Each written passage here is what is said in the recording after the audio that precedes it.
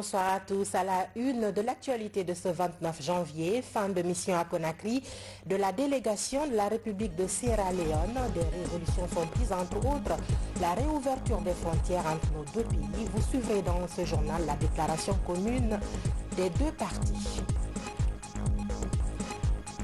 Également dans ce journal, la question de la responsabilisation de la presse guinéenne. Les associations de presse et le gouvernement œuvrent pour que l'exercice journalistique soit professionnalisé dans notre pays. Enfin, le ministre de la Santé est en mission à Cancan. Médecin-colonel Rémi Lama a fait un tour à l'hôpital régional pour s'enquérir des nouvelles des patients et du personnel soignant.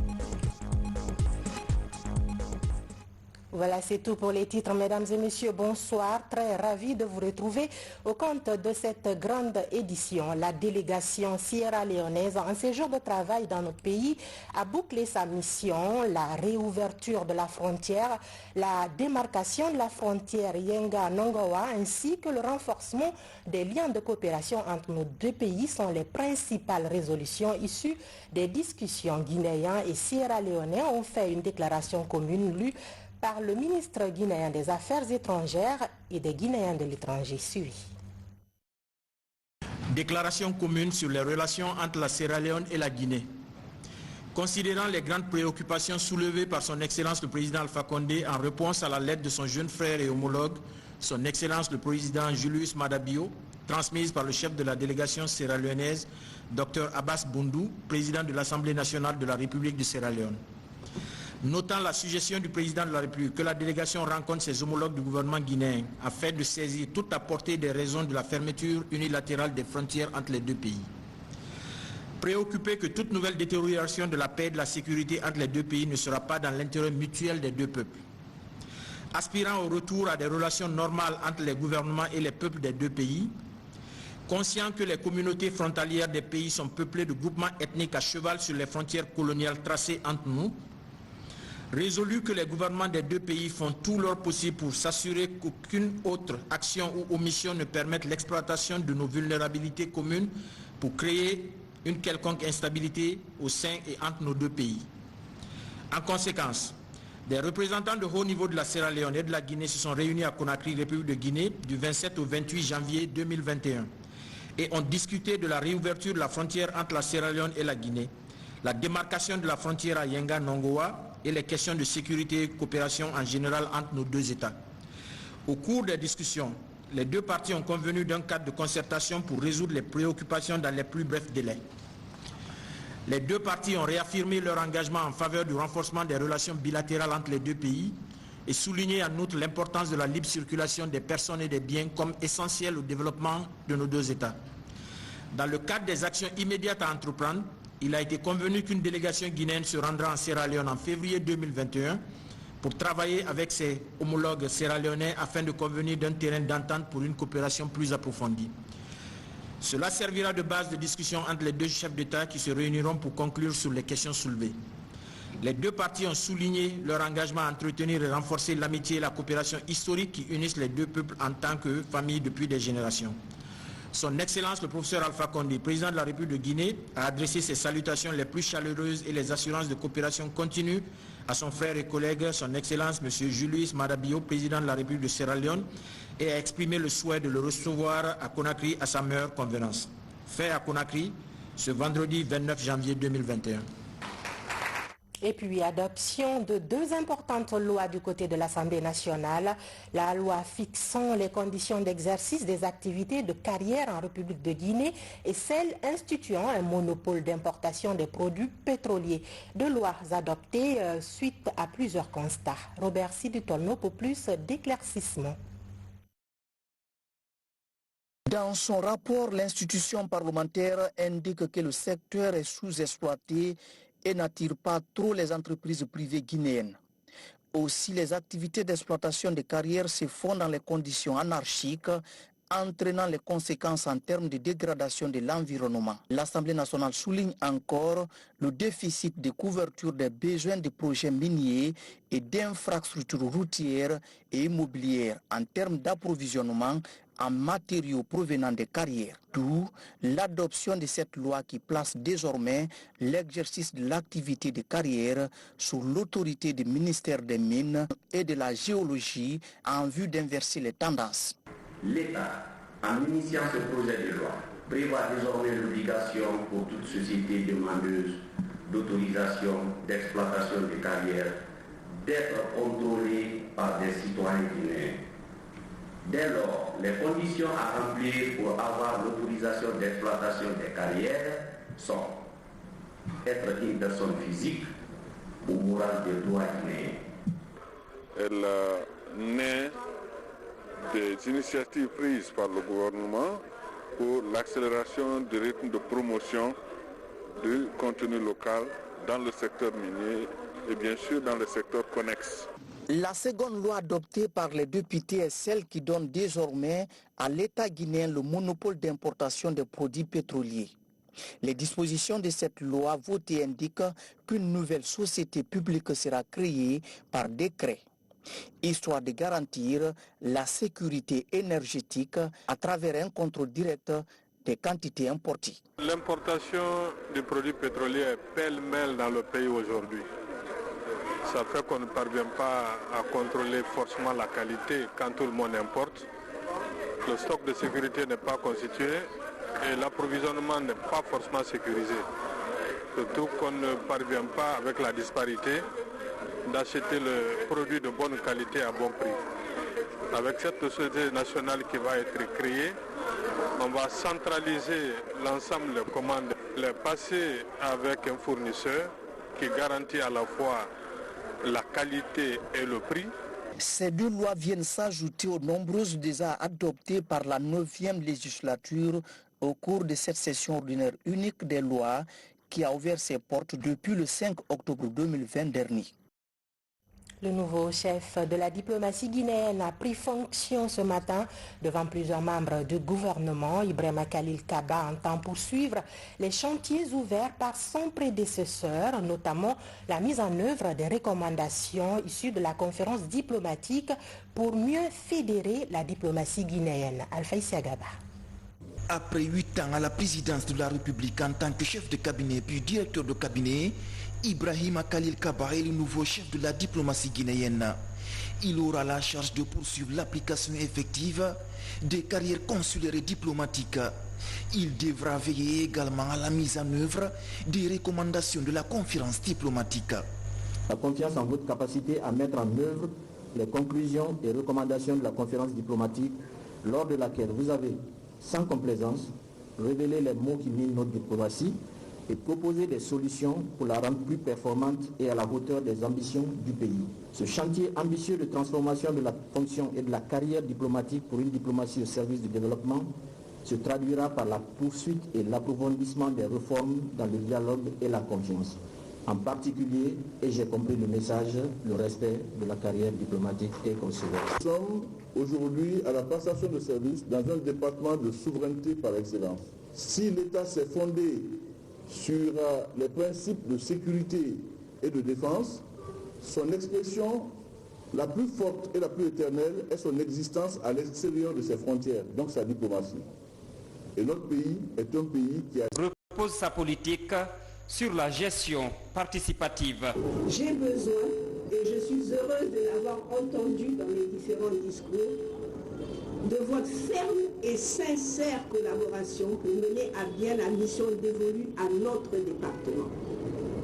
Je sais que je peux compter sur vous tous, sans exception, pour réaliser les objectifs et atteindre les résultats qui nous ont été fixés.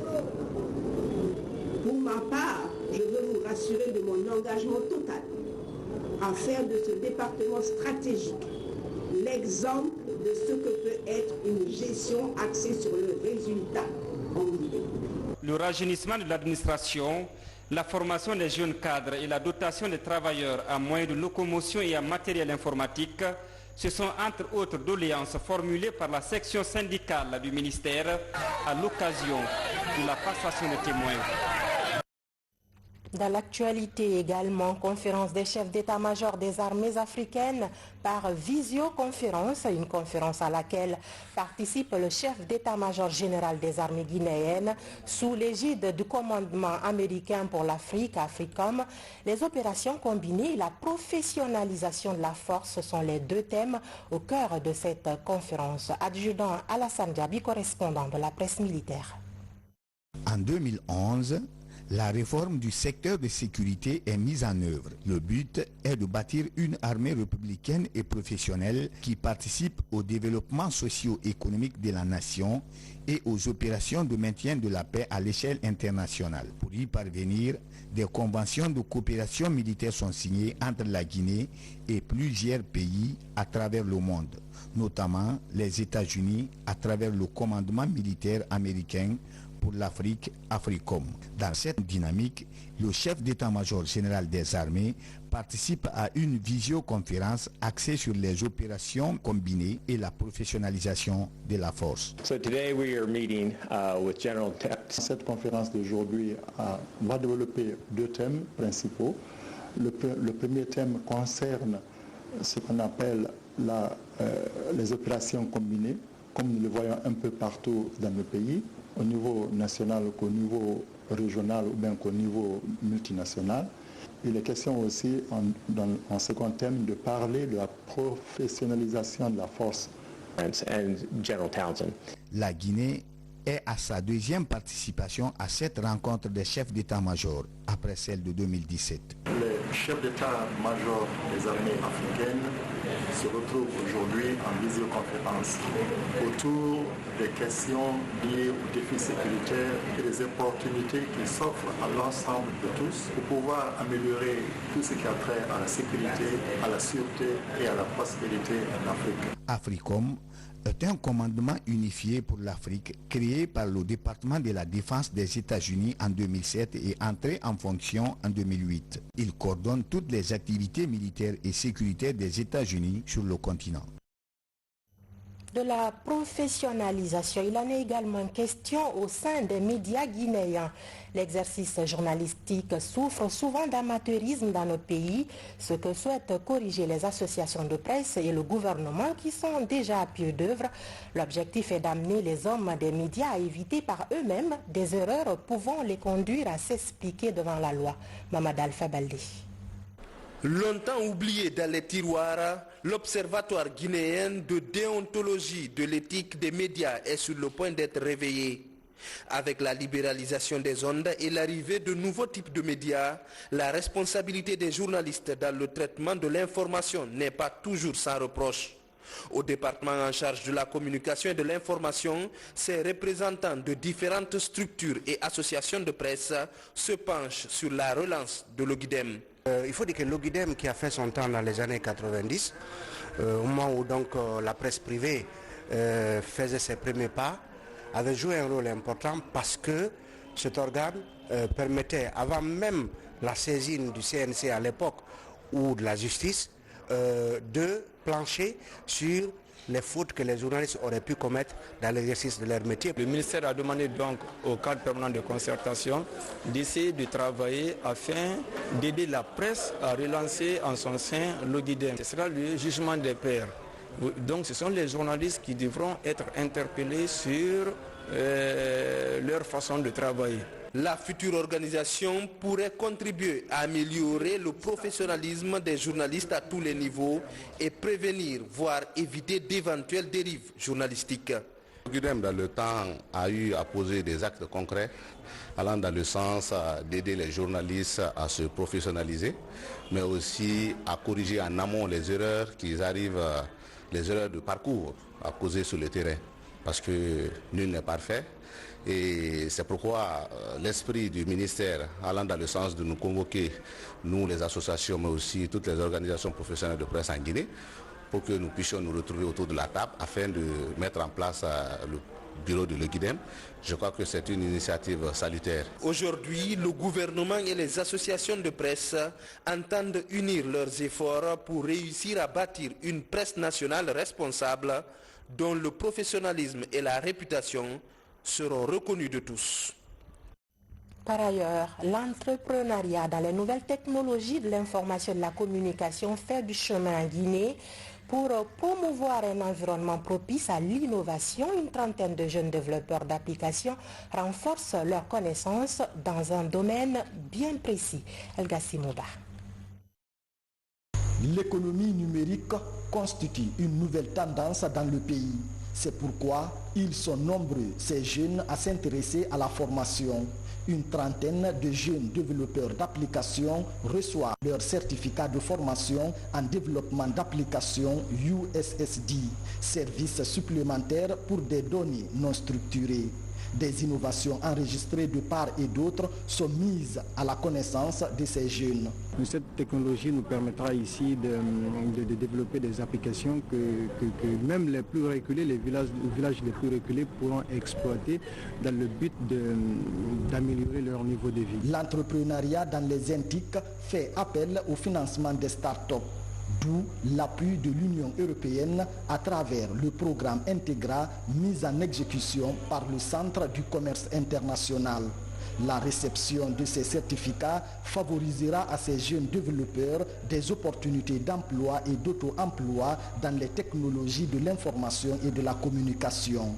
En fournissant aux jeunes les compétences techniques et la confiance nécessaire pour développer, promouvoir et vendre les applications mobiles, l'initiative vise à créer des opportunités d'emploi tout en créant des solutions aux défis rencontrés par les communautés locales. Je voudrais souligner l'importance que l'Union européenne donne à ces programmes, qui s'inscrivent bien dans notre stratégie de coopération et partenariat avec la Guinée. Soyez fiers et heureux de votre succès, mais gardez à l'esprit qu'il faudra continuer à apprendre tout au long de la vie dans un but d'améliorer votre connaissance, votre aptitude, votre compétence, non seulement dans le cadre de votre emploi, mais aussi dans votre domaine personnel, civique et social. Cette formation est une façon de promouvoir un environnement propice à l'innovation, à l'entrepreneuriat, mais aussi à la création d'emplois dans l'économie numérique. Le 1er février 2021, c'est la date fixée pour le démarrage des cours pour les nouveaux étudiants de la session 2020-2021. C'est une information que vient donner le directeur général de l'enseignement supérieur. On écoute professeur Momo Bangoura, il est au micro de Sarata Kamara.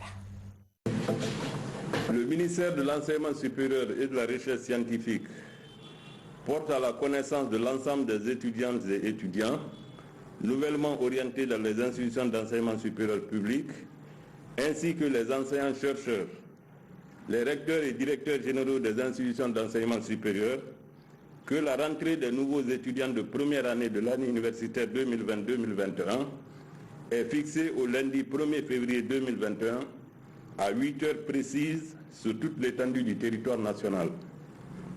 Le ministère de l'Enseignement supérieur et de la Recherche scientifique souhaite la bienvenue aux nouveaux étudiants et félicite à l'avance le personnel enseignant-chercheur et les administrations universitaires des bonnes dispositions qu'ils prendront pour la pleine réussite de la dite rentrée. Bonne année universitaire à toutes et à tous. Vive l'université guinéenne. Nous partons à Kankan où séjourne actuellement le ministre de la Santé. Médecin général Rémi Lama et la directrice pays de l'USAID ont visité l'hôpital régional de Kankan afin de s'enquérir des conditions de prise en charge des patients et échanger avec le personnel soignant sur leurs difficultés. Ça Maratondo. Le ministre de la Santé, en compagnie de la directrice pays de l'USAID pour la Guinée et la Sierra Leone, ainsi que des cadres de son département, visitent l'hôpital régional de Kankan. Dans les différents services de cet établissement hospitalier, le médecin général Rémi Lama et ses partenaires sont venus s'enquérir des conditions de prise en charge des patients. Il y a un besoin, il faut se dire la vérité, en équipement, en personnel qualifié. Et heureusement, M. le Président de la République inscrit la santé parmi ses priorités dans son programme de société. Et ce qui a permis la signature en 2014 en Inde d'une convention avec le gouvernement indien pour la construction de CHU, des hôpitaux à vocation hospitalière à Zéro-Corée et à Kankan. Le contrat va être signé très bientôt. Pour la directrice de l'USAID, l'appui qu'apporte son institution à l'hôpital régional de Kankan porte fruit. Pour moi, c'est la première fois de voyager sur le tram pour voir notre projet, pour voir ce que nous finançons. C'était vraiment impressionnant. Je sais que maintenant c'est un temps difficile avec la pandémie de Covid, mais j'encourage tous les personnels de continuer de travailler fortement. Vraiment, c'était une visite impressionnante. Pour relever certaines faiblesses détectées par la mission, le directeur de cet établissement public promet de nouvelles dispositions. Nous constatons que les hôpitaux ont des dysfonctionnements. Donc nous promettons ici et nous le rassurons que nous allons tout mettre en œuvre pour relever les défis, mettre en confiance les populations et améliorer les conditions de travail et la qualité de soins dans toutes nos structures. Au dépôt de la pharmacie centrale régionale de Kankan, toutes les dispositions sont aussi prises pour desservir les structures sanitaires de la zone en médicaments. Offrir des soins de qualité aux populations est l'objectif de la tournée du médecin général Rémi Lama à Nabaya. On enchaîne par cet arrêté du ministre de la Santé, arrêté à 2021-057 MSSGG portant autorisation temporaire d'utilisation ATU du vaccin Sputnik 5 des laboratoires The Gamaleya National Center. Le ministre, vu la Constitution, arrête article 1, l'autorisation temporaire d'utilisation ATU est accordée au vaccin Sputnik 5 des laboratoires The Gamaleya National Center, désignation Sputnik 5 gamme Covid-Vac, vaccin combiné, vectorisé pour la prophylaxie de l'infection coronavirale provoquée par le virus SARS-CoV-2. Article 2, la durée de validité de l'autorisation temporaire d'utilisation octroyée est de 1 an, renouvelable à compter de la date de signature. Article 3, la Direction nationale de la pharmacie et du médicament est chargée de l'application du présent arrêté. Article 4, le présent arrêté qui prend effet à compter de sa date de signature sera enregistré et publié au journal officiel de la République. Conakry, le 27 janvier 2021, signé médecin général Rémi Lama. Puisqu'on parle de santé, l'Union européenne finance un projet de renforcement du système pour la continuité et l'accès aux soins pour les populations vulnérables dans le contexte Covid-19.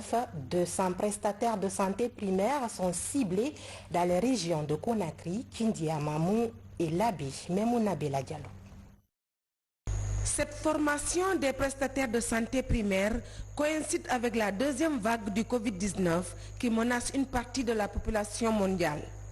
Pendant 4 jours, ils seront outillés sur des thématiques liées au Covid-19 comme la prévention et le contrôle des infections ainsi que les soins de santé primaire en situation d'urgence.